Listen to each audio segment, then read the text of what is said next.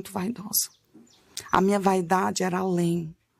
Eu era pessoa muito vaidosa, que chegava a ser muito tremenda. A minha vaidade, sabe? Acima de Deus, eu acho. Muito vaidosa. Eu queria ser mais do que todo mundo. Eu não baixava a cabeça, eu não pedia perdão. E vaidade também de me arrumar, eu era demais. Mas eu achava que eu era super demais, sabe? E aí, isso não agradava a Deus. E eu era crente assim, na igreja eu estava lá, aí quando você me via no meio da rua, na padaria, roupinha curta, batom vermelho, você olhava para mim e disse, nossa, não é crente não. Não era a mesma pessoa da igreja? Não dava testemunho. E quantas pessoas tem assim também, na igreja? Não dá testemunho de crente. Eu achava que era besteira. Falava assim, não é besteira, é isso aí. E na igreja era uma pessoa, e fora era outra. E aí, uma vez, esse pastor dessa igreja, que ele não tinha muita sabedoria, que foi a primeira igreja que eu entrei, que é essa Assembleia de Deus pequena, ele quase me matou, né? Porque eu estava entrando no início, eu não tinha muita sabedoria, eu não tinha muito discernimento das coisas. E eu lembro que quando terminava o culto, fazia aquela fila, em posição de mão para ele orar. E sempre eu ia. Deus usava muito ele na revelação, eu sempre ia. E aí, quando chegou na minha vez, eu gostava daquelas argolonas bem grandes, sabe? Aquelas argolonas que não podia nem mexer nem os pescoços de tão grande. E aí eu lembro que ele olhou para mim e disse assim, coloca esse brinco na minha mão. Porque se você não tirar agora, você vai pro inferno. Eu chorei na frente de todo mundo. Nossa. A igreja cheia de gente, a fila enorme. Se você não tirar esse brinco agora, colocar nas minhas mãos, você vai pro inferno. Quase me mata, pastora. Porque hoje em dia existem muitas pessoas, assim, líderes, que não têm sabedoria.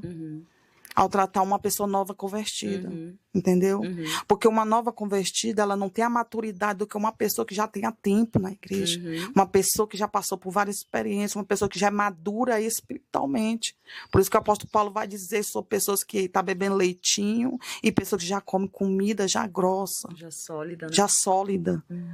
Por isso que o apóstolo Paulo vai dizer isso. Infelizmente, tem muitos líderes que querem que a pessoa entra hoje e já se transforma assim. Não é a libertação, não é de um dia para a noite. É um processo. É um processo. Tem muita gente que confunde expulsão com libertação. Não tem nada a ver. Libertação não acontece do dia para a noite, não. Deus usa você para expulsar um demônio.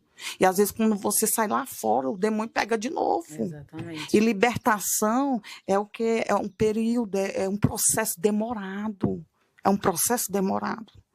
E aí, quando ele falou isso, eu saí de lá chorando. Eu falei, eu não quero saber mais de igreja. Eu não quero saber. Só que a minha mãe, ela também é pastora, ela é uma pessoa muito sábia. E aí eu liguei para minha mãe e falei, mãe, esquece, eu não quero mais saber de igreja. Esse pastor fez isso e isso comigo, eu não quero mais saber. Foi humilhada na frente de todo mundo, para mim, aquilo ali foi um fim. A minha mãe olhou, falou assim para mim, minha filha, eu posso te falar algo? Tu vai ouvir com o teu coração aberto? Eu digo sim. Minha filha, você ama usar seus brincos, suas maquiagens, suas roupinhas curtas. Eu disse, amo, mãe, demais. Eu gosto demais das minhas coisas. Eu não vou largar por causa da igreja. A minha mãe falou assim, continua usando, minha filha. Continua usando. Só não para de ir para a igreja. Porque quem faz a obra é o Espírito Santo de Deus. Ela foi sábia. É o Espírito Santo, não é o homem que vai fazer a obra na tua vida. É o Espírito Santo de Deus. E eu nunca esqueci dessa palavra. E eu peguei essa palavra no coração, pastora. E eu agarrei ela. E aí eu saí de lá, dessa igreja há pouco tempo, fui congregar em outra. Essa outra já era mais diferente, sabe? Estilo batista, assim, mais diferente. E eu estava gostando muito, né? Lá eu aprendi muito a orar nas madrugadas, que eu não tinha esse costume. Do jeito que eu deitava, eu dormia. Do jeito que eu acordava, eu não tinha uma vida de oração. E hoje em dia o que está matando os crentes é isso, pastora. As pessoas não querem mais orar. As pessoas não querem mais buscar, pagar o preço. E o que traz a gente